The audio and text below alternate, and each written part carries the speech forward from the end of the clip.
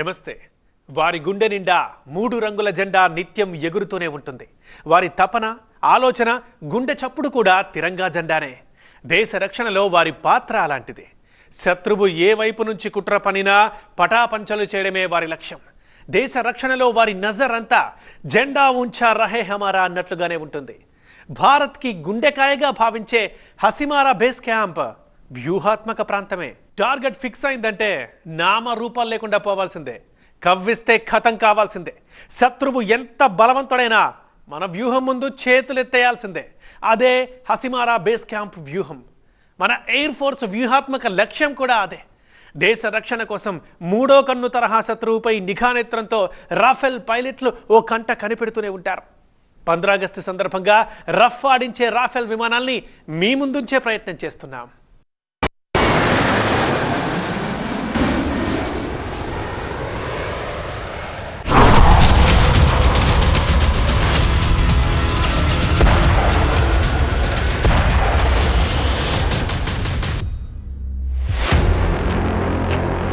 Television ఇతిహాసంలో మొదటిసారి చూస్తున్నారు. సముద్రం నుంచి 340 ఫీట్ల పైనున్న పశ్చిమ బెంగాల్లోని హసిమారా ఎయిర్ బేస్ నుంచి రక్షణగా నిలిచే రఫేల్ విమానాలను.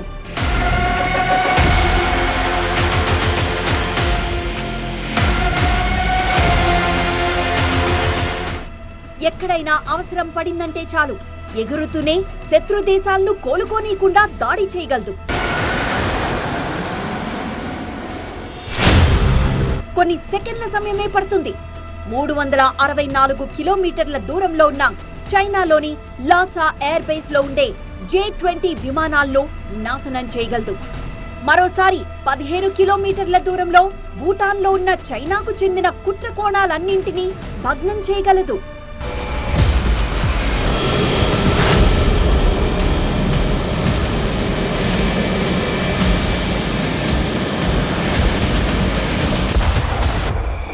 भारत और चीन के बीच सीमा विवाद पिछले कुछ दिनों में या कुछ वक्त में कई बार देखने को मिला और ये सीमा विवाद कई बार बहुत ज्यादा गहरा भी गया। चाहे वो 2017 का डोकलाम विवाद हो या फिर 2020 में ईस्टर्न लद्दाख में हुई झड़प या फिर नाकुला यानी सिक्किम के इलाके में उसी समय हुई झड़प या हाल ही में यानी दिसंबर 2022 में अरुणाचल प्रदेश में हुई झड़प। चीन लगातार अपनी चालबाजियों से बाज नहीं आता, लेकिन आज भारत आपको लगातार अपनी चीज़ों को मजबूत करता आया है। राज TV9 भारतवर्ष आपको उस स्ट्रैटेजिक इंपॉर्टेंट एयरबेस पर लेकर आया है जो ना सिर्फ चीन की इन चालबाजियों को जवाब देने के लिए तैयार किया गया है, बल्कि इसलिए भी कि भारत की ना सिर्फ वायु सीमाओं को बल्कि समुद्री सीमाओं को भी सुरक्षित रख सके। जी हाँ, आज TV9 भारतवर्ष आपको हसिमारा एयरबेस पर लेकर आया है, जहाँ पर भारत की यानी इंडियन एयरफोर्स की 101 स्क्वाड्रन को तैनात किया गया है। मेरे पीछे आप ये सारे विमान जो देख रहे हैं, ये भारत के सबसे एडवांस या सबसे शक्तिशाली रफेल विमान है।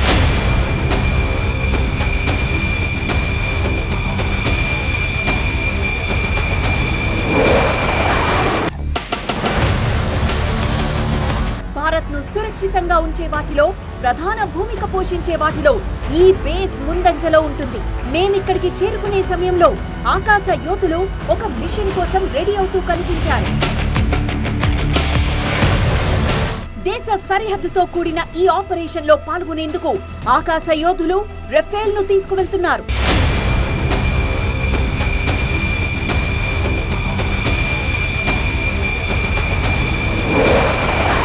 ఫ్లయింగ్ క్లోదింగ్ రూమ్ లో అలజడి ఎక్కువగా ఉంది.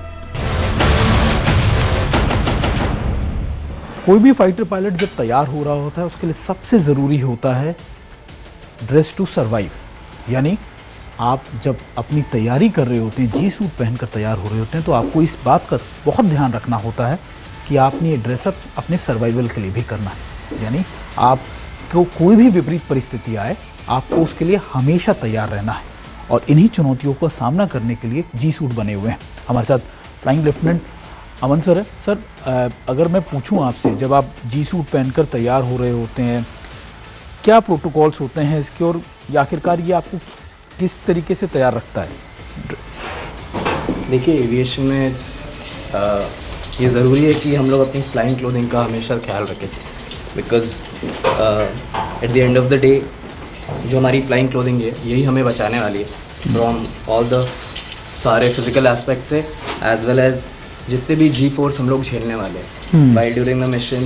हम लोग जितने भी मनूवर्स वगैरह जितने भी प्रोसेस है and all the temperature related, तो उससे बचाने के लिए ये हमारी जो फ्लाइंग क्लोथिंग है हेल्प करती है।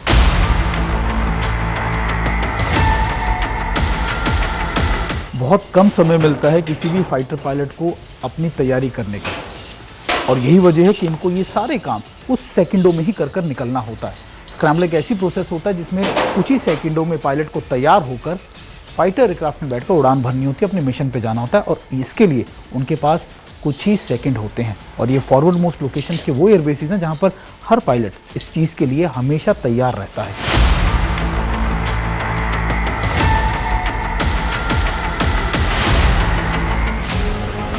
ఇప్పుడు ఆ సమయం వచ్చింది. మనసా వాచా కర్మణ కాపాడేందుకు యోధులు రఫేల్లో దూసుకు వెళ్లేందుకు అడుగులు ముందుకేశారు.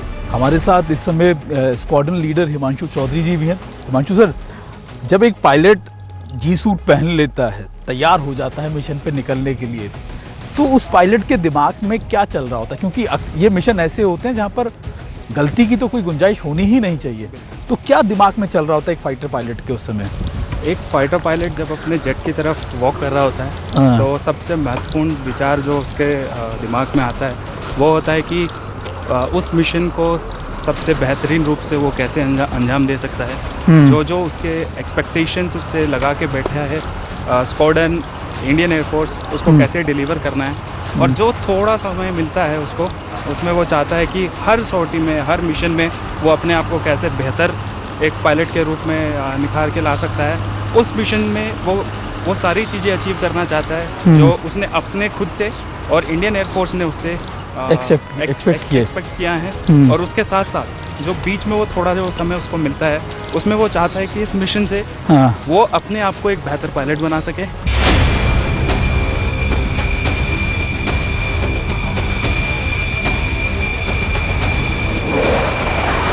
శత్రు దేశాలను రఫ్ఫాడిస్తుంది. దాడి చేయకముందే ఎదురు దాడి చేసి చిత్త చేస్తుంది. శత్రువు ఎంతటి వాడైనా మరో ఛాన్స్ ఇవ్వదు. సర్వనాశనం చేస్తుంది. సై అంటే సై అన్నట్లుగా సవాల్ విసురుతుంది. రఫేల్ వేగమే 2223 కిలోమీటర్లు. ఆ వేగానికే గుండాగినంత పనవుతుంది. 9500 కేజీల ఆయుధాలను మోసుకెళ్లగలిగే సామర్థ్యం దీని ప్రత్యేకత. అంతేకాదు, అణు క్షిపణిని ప్రయోగించే సామర్థ్యం కూడా రఫేల్ కుంది.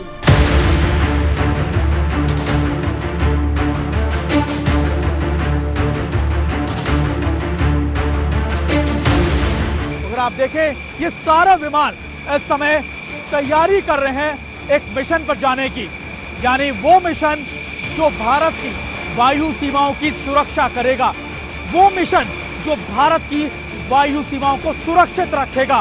आज TV9 भारतवर्ष आपको इन इलाकों में या फिर इस एयरबेस से वो सारी चीजें दिखाएगा जो भारत की स्ट्रैटेजिक इंपॉर्टेंस की है, यानी भारत की सीमा सुरक्षा के लिए, यानी वायु सीमा सुरक्षा के साथ साथ भारत की सुरक्षा को मजबूती देने वाली है। और अभी अगर आप मेरे पीछे देखें तो एक राफेल विमान अपने मिशन के लिए निकल रहा है, और अब ये मिशन पर निकलने के साथ साथ ना सिर्फ ये मल्टी यानी ओमनी रोल यानी मल्टी मिशन रोल एयरक्राफ्ट जो है ना सिर्फ अपने मिशन पर जाएगा, सर्विलेंस करेगा, बल्कि ये भी देखेगा कि अगर कोई चुनौती भारत के करीब आ रही है, ये लगातार भारत के लिए बड़ा सरदर्द बनेगी, तो उसके लिए करने का भी काम करेगा।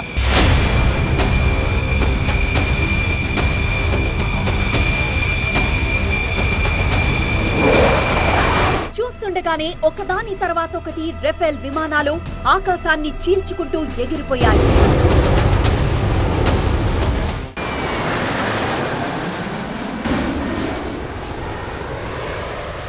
రాఫెల్ శత్రువుల గుండెల్లో దడ పుట్టించే ఫైటర్ జెట్లు. దడ పుట్టించేలా దాడులు చేసే సత్తా ఈ రాఫెల్ జెట్ల సొంతం. సెకండ్లలోనే శత్రువుని కోలుకోనీయకుండా చేస్తాయి. ఎంత వేగంతో పని పూర్తి చేస్తాయో అంతే వేగంతో తిరిగి మన దేశ గడ్డపైకి చేరగలవు. సవాళ్లు ఏ స్థాయిలో ఉన్నా ధీటుగా ఎదుర్కొనే సత్తా భారత వాయుసేనకు ఉంది. అందుకే మన అమ్ముల పొదిలో ధీటైన అస్త్రంగా నిలిచిన రాఫెల్ యుద్ధ విమానాలు శత్రువుల గుండెల్లో భయాన్ని అలాగే ఉంచేలా చూస్తుంటాయి.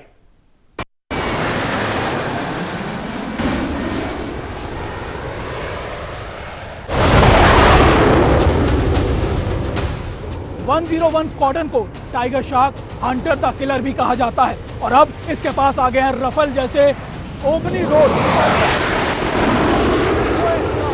जो किसी भी मिशन को पूरा करने में तैयार रहते हैं। यानी कई मिशंस को, अलग अलग मिशंस को, चाहे वो डीप आपके कह सकते हैं, चाहे वो एयर टू एयर अटैक हो, एयर टू लैंड हो, एयर टू सी हो, या फिर सर्विलेंस जैसे मिशन को।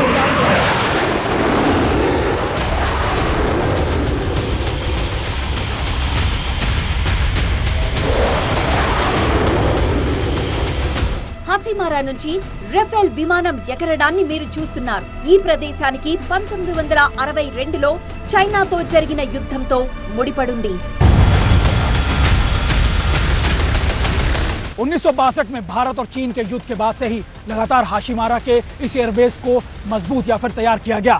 माना जाता है कि इसमें सबसे पहले डकोटा ने प्राइवेटली यहाँ पर एयरक्राफ्ट किया, उसके बाद इसमें MiG-27 जैसे विमानों ने उड़ान भरी और आज इसी एयरबेस के ऊपर रफेल जैसे अत्याधुनिक विमान फ्लाई कर रहे हैं। इसका मकसद है भारत की मजबूती और भारत की वायु सीमाओं को सुरक्षित रखना। వాయు యోధులు ఏ పరిస్థితులనైనా ఎదుర్కొనేందుకు ప్రతి నిమిషం రెడీగా ఉంటారు. అందుకే కావచ్చు హసిమారాలో నిత్యం రఫేల్ యుద్ధ విమానాలు ఆకాశంతో మాట్లాడుతూ కనిపిస్తుంటాయి. कहते हैं कि चुनौतियां कभी भी बताकर नहीं आती और यही वजह है कि challenges always come with a surprise. और यहाँ पर इन्हीं चैलेंजेस का मुकाबला करने के लिए ये फाइटर एयरक्राफ्ट या फिर ये फाइटर पायलट्स हमेशा तैयार रहते हैं। कहते हैं कि फाइटर पायलट के लिए चुनौती कभी भी आ सकती है, इसलिए ये हर सेकंड तैयार बैठे रहते हैं। और यहाँ पर हाशिमारा के एयरबेस पर अगर आप देखें, हर सेकंड में कुछ ना कुछ आपको हर रफेल विमान या तो एक मिशन सॉर्टी के ऊपर जाता नजर आ जाएगा। उसका मकसद यही है कि दुश्मन की तरफ से किसी भी सरप्राइज को कभी भी जवाब दिया जा सके। ఎలాంటి మిషన్ అయినా పూర్తి చేసేందుకు సిద్ధంగా ఉంటారు. ఆర్డర్ రావడమే ఆలస్యం. రంగంలోకి దూకి శత్రు దేశాలకు వణుకు పుట్టిస్తారు.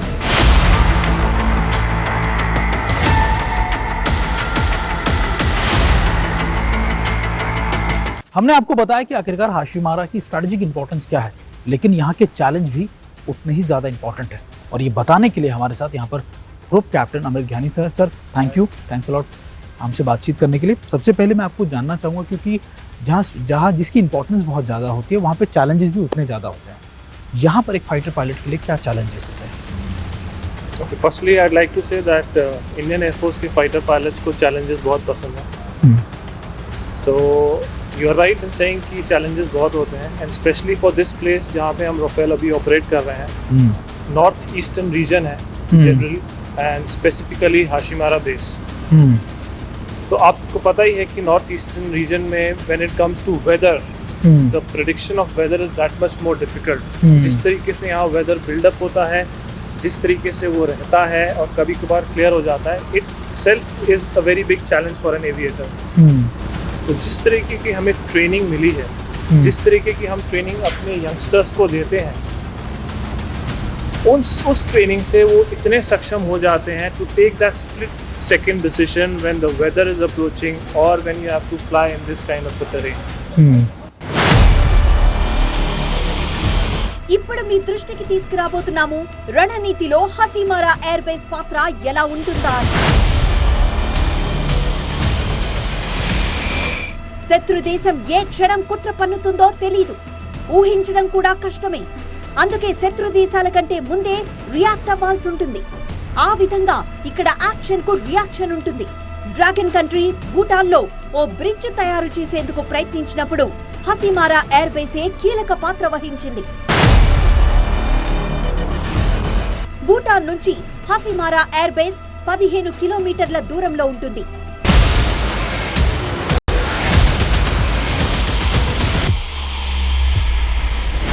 నార్త్ ఈస్ట్ లో ఉన్న సిలిగురి హిల్ కారిడార్ ప్రాంతాన్ని కాపాడడంలో హసిమారా ఎయిర్ బేసే ముందుండి సమాధానం చెప్పగలదు.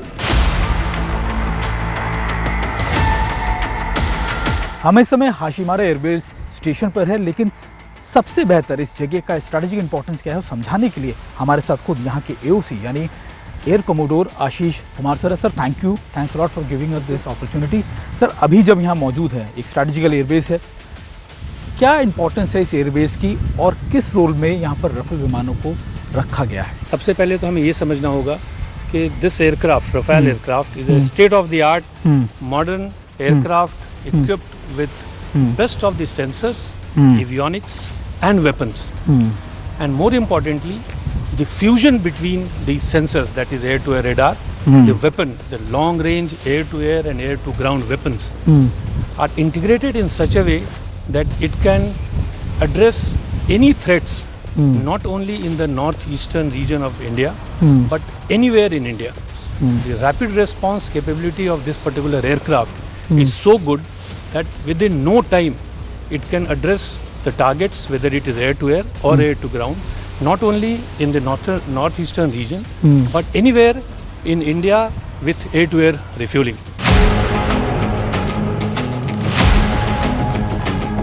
చైనా ఆ ప్రదేశంలో ఎలాంటి కవ్వింపు చర్యలకు పాల్పడినా ఇక్కడి నుంచే జవాబిస్తారు. చైనాకు చెందిన J-20 విమానం కంటే మెరుగ్గా రఫేల్ యుద్ధ విమానం తన పరాక్రమాన్ని చూపుతుంది. 350 కిలోమీటర్ల దూరంలో ఎలాంటి కుట్రలకు దిగినా రఫేల్ మరుక్షణమే అక్కడికి వెళ్లి బుద్ధి చెప్పగలదు. భారత భూభాగంలో శత్రు దేశాలు ఎలాంటి కవ్వింపులకు దిగినా ఇక్కడి నుంచే సమాధానమిచ్చేలా చూస్తూ ఉంటారు. అందుకే ఈ ఎయిర్ బేస్ ను ఫస్ట్ రెస్పాండర్ గా పరిగణిస్తుంటారు. హసిమారా ఎయిర్ బేస్ ను వ్యూహాత్మకంగా చూడడానికి అనేక కారణాలున్నాయి. ఎలాంటి యుద్ధ మేఘాలు కమ్ముకున్నా ఫస్ట్ టు రెస్పాండ్ అన్నట్లుగా ఇక్కడి నుంచే ఎదురు దాడి మొదలవుతుంది.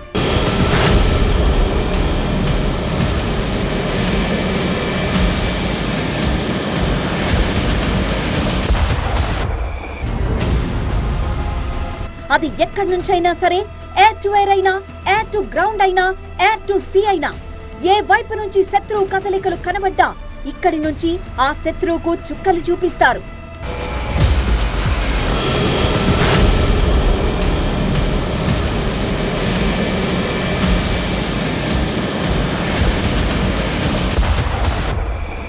హసిమారాలో యుద్ధ విమానాలకే కాదు, వాయుసేనకు చెందిన అతిపెద్ద ట్రాన్స్పోర్ట్ ఎయిర్ క్రాఫ్ట్ C-17 అవసరం ఎప్పుడు కలిగినా ల్యాండింగ్ చేయొచ్చు. హసిమారా ఎయిర్ బేస్ ప్రధాన లక్ష్యం ఏంటంటే శత్రువు ఏ వైపు నుంచి వచ్చినా సరే వేటాడి వెంటాడి కూల్చి రావాలి. అదే ఈ బేస్ వ్యూహాత్మక రహస్యం.